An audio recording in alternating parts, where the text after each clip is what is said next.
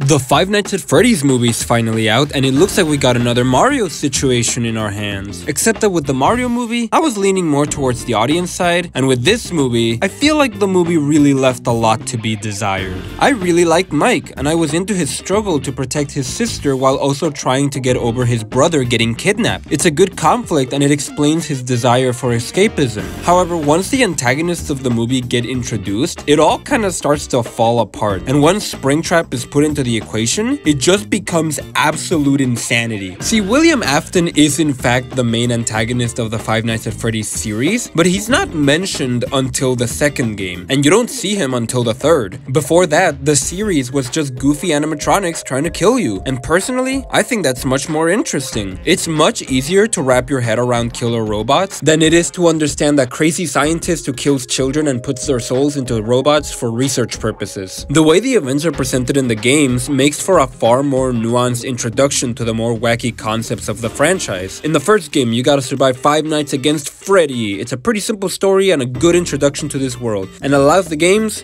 to be pretty goofy. Then in the second game, the lore really gets expanded. We get a deep dive into the universe and learn that these animatronics are actually the souls of dead children and that they were murdered by the evil purple guy. It's a reasonable expansion to the lore that builds upon the absurdity of the first game. Giving the series a main antagonist makes the conflict more tangible and gives the games more of a goal, and it makes it even scarier when the protagonist of that game doesn't resolve anything and gets killed off by the end. Was that the bite of 87? Then finally in the third game, you face off against the mysterious Springtrap and finish it all off by burning the place down, ending the game with a cutscene that reveals to the normies that Springtrap was William Afton the whole time. It's a satisfying conclusion that gives the game a sense of finality. It's a pretty good story.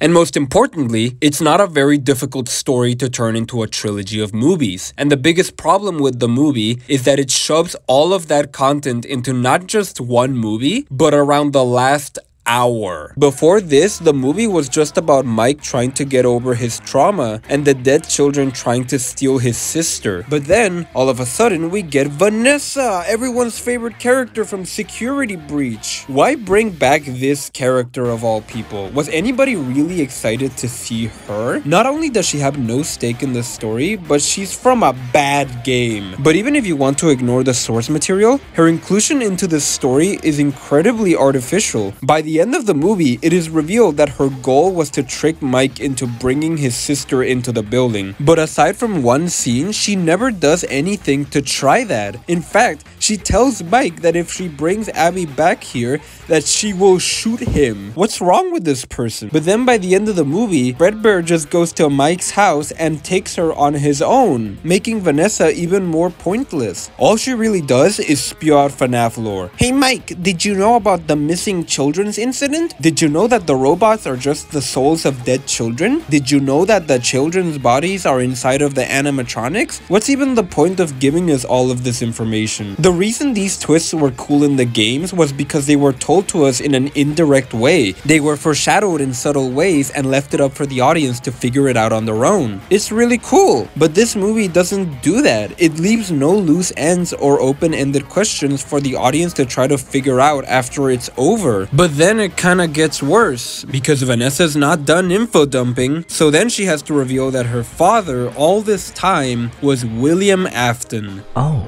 Yes, a character that has never been mentioned in this movie and has only been shown through vague drawings is now the main antagonist. I'm not even mad that this is different from the games. I don't care. But what does this twist even mean? As I said before, Vanessa isn't necessary to the plot. Afton doesn't need her for his plan to succeed since he can just send out Fredbear whenever he needs to. And by the end of the movie, he just kills her without hesitation. So why does he even keep her alive? At that point, she's just a liability. There's even a scene where Mike is about to get killed by Afton, but Vanessa teleports him over to the police station out of nowhere. How did she do that? Why is she in this movie? Oh, that's right. It's because she has to reveal that William Afton is Mike's brother's kidnapper. But this twist also means nothing. I always thought that Garrett getting kidnapped was just something that happened, a freak incident that gives the protagonist a motivation. It doesn't need to be a part of some large large conspiracy, Mike's character arc was to let go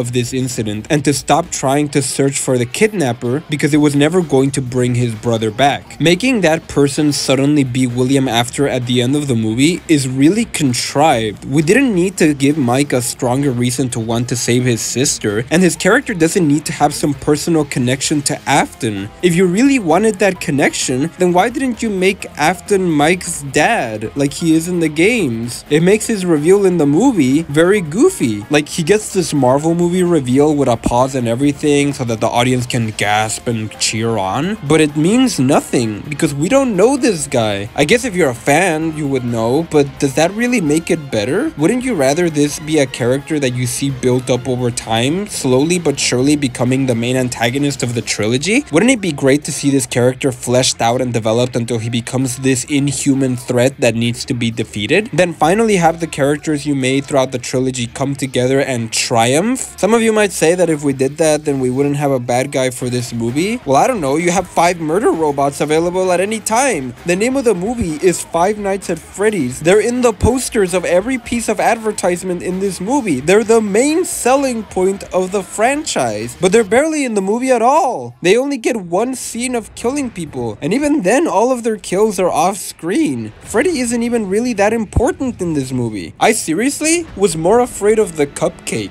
Having Freddy be the main antagonist of this movie is smart because he's a good threat, but also because it makes Afton a more intimidating villain when he finally gets introduced. Because the reason Afton is scary in the games is because we see that everything that happens is because of him. It's all his fault. Finding out that the animatronics are actually his victims is a good way to elevate him as an antagonist. And the worst thing that you can do to this character is kill him immediately. After getting the reveal that he's the phone guy all along, which is just another pointless plot twist, he stabs Vanessa in the movie spot that doesn't kill you. Then his entire plan is undone by a little girl and his super lethal Iron Maiden suit kills him. And yeah, I know that he always comes back, but are you really excited to see that? Are you really looking forward to the return of this character that has already been defeated? What are you really gonna get from seeing this character that the good guys already beat? I don't see as many crazy obsessed fans fawn over this show as with Ahsoka, but I also don't see as many people talking about how much of a disservice this was to the franchise. And while I definitely think that this is better than that, it still falls into the trap of being a fan service story with very little actual movie. Most of the theater experience was people going, "Oh my god, it's MatPat and his name is Ness. Oh, he said it's just a theory." People say that, but you know. Cody X is in the movie?